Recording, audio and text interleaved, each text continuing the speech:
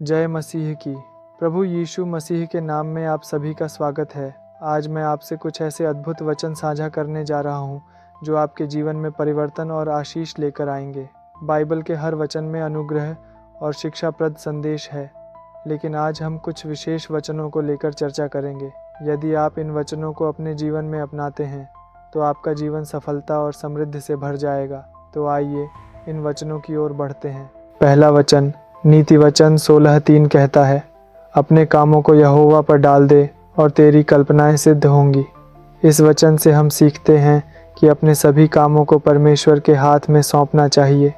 जब हम ऐसा करते हैं तो परमेश्वर हमारे कामों को सफल बनाता है। अब दूसरे वचन की ओर बढ़ते हैं। यह वचन पहला राजा 2:3 में लिखा है, जो कुछ तेरे परमेश्वर यहोवा ने तुझे सौंपा है उसकी रक्षा करके उसके मार्गों पर चलना और मूसा की व्यवस्था में लिखी उसकी विधियों, आज्ञाओं, नियमों और शर्तों का पालन करते रहना, जिससे जो कुछ तू करे और जहाँ कहीं तू जाए उसमें तू सफल होगा।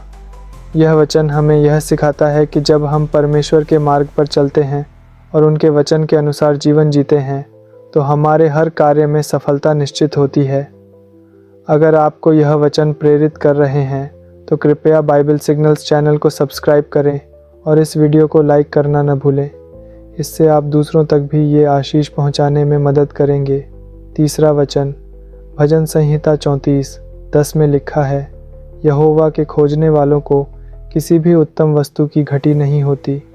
यह वचन हमें यह सिखाता है कि जब हम परमेश्वर को पूरे मन से खोजते हैं और उनकी इच्छा के अनुसार चलते हैं तो वह हमारी हर ज़रूरत को पूरा करते हैं।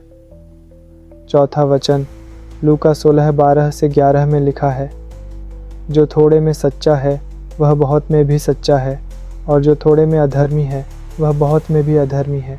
इसलिए जब तुम अधर्म के धन में सच्चे नहीं ठहरे तो सच्चा धन तुम्हें कौन सौंपेगा।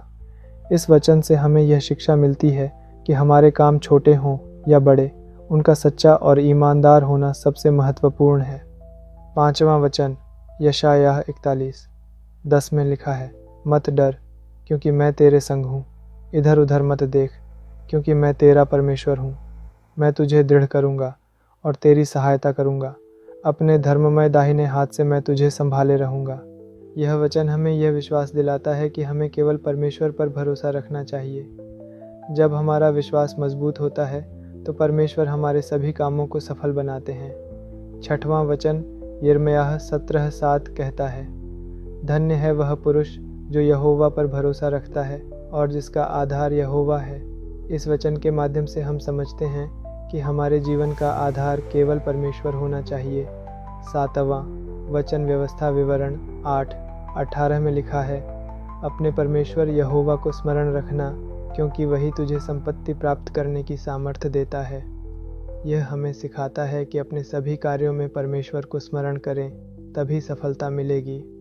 आठवां वचन भजन संहिता 37:4 में लिखा है, यहोवा को अपने सुख का मूल जान और वह तेरे मनोरथों को पूरा करेगा। यह वचन हमें परमेश्वर को अपने जीवन का केंद्र बनाने के लिए प्रेरित करता है।